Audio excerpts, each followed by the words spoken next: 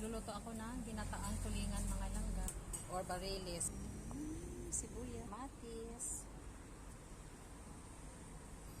dalawang sili. Lagyan ng asin, konting magic, konting suka, tsaka kalahating basong tubig. So, ipin natin yung kalan mga langga. Antayin natin kumulo. Kumunti yung sabaw. Kumulo na. Ito na ng gata mga langga. Yan. Para manuot yung lasa. Kasi ang ginagawa ko muna dito, pinapaksiw ko muna para mas masarap mga langga yung ating ginataan, natulingan.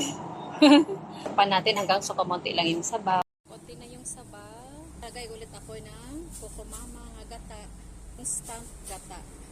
Ito yung sili. Papatong ko na yung mga gulay. Yung gulay mga langga, mas masarap. Yummy, yummy.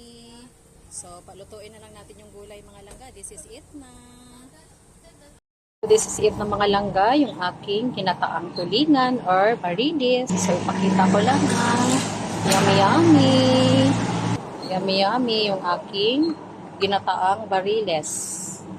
Yan. So, yummy, yummy. This is it na mga langga. Let's eat mga langga. Ayan. Salamat sa panonood. Pwede nyo gayahin. God bless us all mga langga. Love you. Mwah, mwah. Sarap.